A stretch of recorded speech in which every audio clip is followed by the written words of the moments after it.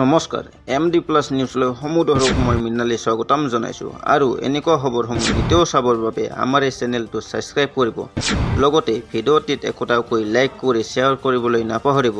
আজি ৰাতিপুৱাৰ ভাগৰ কেইবাটাও দিবলৈ লৈছোঁ বিগ ব্ৰেকিং নিউজ। বাতৰিটোলৈ মন কৰিব। Big breaking news. যাৱজ্জীৱন কাৰাদণ্ড হ'ব পাৰে নন্দিনী কাশ্যপ, কিয়নো জামিনবিহীন গোচৰত গ্ৰেপ্তাৰ হৈছে নন্দিনী কাশ্যপ। শামিউল হক মৃত্যুৰ পিছতেই এতিয়া বিপদত পৰিছে নন্দিনী কাশ্যপ। লৈ আহিছোঁ এই মুহূৰ্তত ডাঙৰ খবৰ। Big breaking news. জামিনবিহীন গোচৰত গ্ৰেপ্তাৰ নন্দিনী কাশ্যপ। জনাই আছোঁ অতিকৈ ডাঙৰ খবৰ। BNSৰ 105 ধাৰাত গ্ৰেপ্তাৰ কৰিছে নন্দিনী কাশ্যপক আৰু এই ধাৰাৰ অধীনত যাৱজ্জীৱন কাৰাদণ্ডও হোৱাৰ সম্ভাৱনা আছে। দিছপুৰ আৰক্ষীয়ে গ্ৰেপ্তাৰ কৰিছে নন্দিনী কাশ্যপক। এপলৰ পৰা GMCHলৈ মৰণৰ পৰীক্ষাৰ বাবে নিয়া হৈছে শামিউলৰ মৃতদেহ। আন এক ডাঙৰ খবৰ। এইবাৰ 50 বছৰীয়া মছজিদত চলিব বুলডোজাৰ। প্ৰশাসন সম্পূৰ্ণৰূপে সাজু হৈছে বুলডোজাৰ চলাবৰ বাবে 50 বছৰীয়া পুৰণি মছজিদত। আৰু 50 বছৰীয়া পুৰণি মছজিদত বুলডোজাৰ চলোৱাৰ যি খবৰ, সেই খবৰ পিছতেই এতিয়া কান্দোনত ভাঙি পৰিছে জনতাই আৰু শেষবাৰৰ বাবে নামাজ আদায় কৰিছে মুছলমান জনতাই। লৈ আহিছোঁ এই মুহূৰ্তত সবিশেষ খবৰ। Big breaking news. 50 বছৰ পুৰণি মছজিদত চলিব চৰকাৰৰ বুলডোজাৰ আৰু ইতিমধ্যে ৰূপহীহাটৰ বেলগুৰি কছাৰী গাঁৱত হাহাকাৰ লাগিছে মছজিদ উচ্ছেদক লৈ।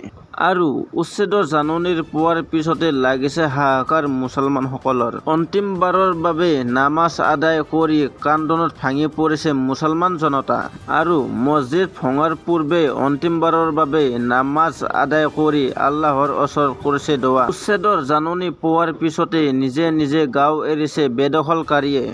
আন এটা আটাইতকৈ ডাঙৰ খবৰ। মিয়াক লাগে মিয়ালেণ্ড। অসমত মিয়া লাগে মিয়ালেণ্ড। এই দাবী কৰিছে মিয়া ছাত্ৰ পৰিষদে যে আমাক মিয়ালেণ্ড লাগিবই। যদি বড়োৱে বড়োলেণ্ডৰ দাবী কৰিব পাৰে তেনেহ'লে 1,40,00,000 মিয়াই মিয়ালেণ্ডৰ দাবী কৰিব পাৰে। আৰু ইতিমধ্যে মিয়া ছাত্ৰ পৰিষদৰ ফালৰ পৰা স্পষ্ট ৰূপত কৈ দিয়া হৈছে যে হিমন্ত চৰকাৰৰ বিৰুদ্ধে ওলাই আহিব 1,40,00,000 মিয়া। 1,40,00,000 মিয়া প্ৰতিবাদ সাব্যস্ত কৰিব মিয়াক মিয়ালেণ্ডৰ বাবে।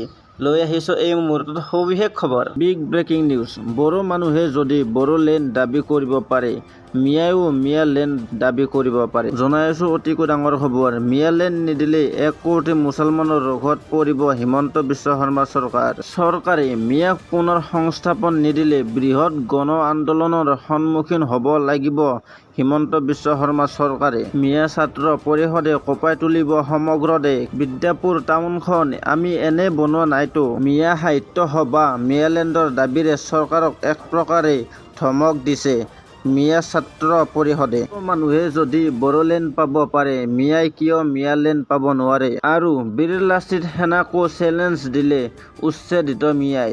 জনাই আছোঁ এই মুহূৰ্তত ডাঙৰ খবৰ। লাচিত সেনাই কেৱল লুণ্ঠন কৰি আছে আৰু ৰাস্তাত গাড়ী ৰখাই কেৱল টকা উঠাই বীৰ লাচিত সেনাই। মিয়ালেণ্ডৰ বাবে 1,40,00,000 মুছলমানে হিমন্ত চৰকাৰৰ বিৰুদ্ধে কৰিব বৃহৎ আন্দোলন। উৰিয়াম ঘাটত উচ্ছেদ হোৱা মিয়াই হিমন্ত চৰকাৰক দিলে সকিয়নি। আন এক ডাঙৰ খবৰ। পুনৰ মন্দিৰত গো মাংস উদ্ধাৰ হৈছে। এইবাৰ দবাকাৰ চাংমাজিৰ বিষ্ণু মন্দিৰত গো মাংস উদ্ধাৰক লৈ এতিয়া প্ৰতিবাদ সাব্যস্ত কৰা হৈছে। মন্দিৰ চৌদাহতে দুৰ্বৃত্তই গো মাংস পেলাই থৈ যোৱাক লৈ এতিয়া হিন্দু সমাজে ক্ষোভ প্ৰকাশ কৰিছে। সমান্তৰালভাৱে এই ঘটনাক লৈ এতিয়া দুখ প্ৰকাশ কৰিছে মুছলমান সমাজে। প্ৰায় 2 শতাধিক হিন্দু লোকে এতিয়া মন্দিৰত গো মাংস পেলাই থৈ যোৱা কাণ্ডক লৈ এতিয়া ৰাজপথলৈ ওলাই আহিছে। লৈ আহিছোঁ ডাঙৰ খবৰ। জনাই আছোঁ বিগ ব্ৰেকিং নিউজ। পুনৰ মন্দিৰত দুৰ্বৃত্তই পেলাই থৈ গ'ল গো মাংস। দবকাৰ চাংমাজিৰ বিষ্ণু মন্দিৰত গো মাংস উদ্ধাৰক লৈ প্ৰতিবাদ সাব্যস্ত কৰিছে আৰু মন্দিৰ চৌদাহত গো মাংস উদ্ধাৰ পিছতে ক্ষোভ প্ৰকাশ কৰিছে হিন্দু সমাজৰ আৰু 2 শতাধিক হিন্দু লোক ওলাই আহিল ৰাজপথলৈ। ঘটনাক লৈ প্ৰকাশ চাংমাজিৰ মুছলমান সমাজৰো হয় দোষীক কঠোৰ শাস্তি দিবলৈ আহ্বান জনালে মুছলমান সমাজে। ঘটনাস্থলীত উপস্থিত হৈ তদন্ত আৰম্ভ দবকা আৰক্ষীৰ আৰু গো মাংস পেলোৱাৰ অভিযোগত আৰক্ষীয়ে আটক কৰিছে এজনক। আন এক অত্যন্ত জৰুৰী খবৰ। গৌৰৱ গগৈয়ে বিশ্বাসঘাতকতা কৰিলে দেশৰ কোটি কোটি ভাৰতীয়ক। অসমকো বদনামী কৰিছে গৌৰৱ গগৈয়ে। গৌৰৱ গগৈৰ সন্দৰ্ভত এইবাৰ মুখ্যমন্ত্ৰী ডক্টৰ হিমন্ত বিশ্ব শৰ্মাৰ তৰফৰ পৰা ডাঙৰ মন্তব্য কৰা হৈছে। কিয় গৌৰৱ গগৈ দেশৰ কোটি কোটি ভাৰতীয়ক বিশ্বাসঘাতকতা কৰিছে বুলি মুখ্যমন্ত্ৰীয়ে মন্তব্য কৰিছে। অসমকো সঁচাকৈ বিশ্বাসঘাতকতা কৰিছে নেকি গৌৰৱ গগৈয়ে? জনোৱাৰ চেষ্টা কৰিম। Big breaking news.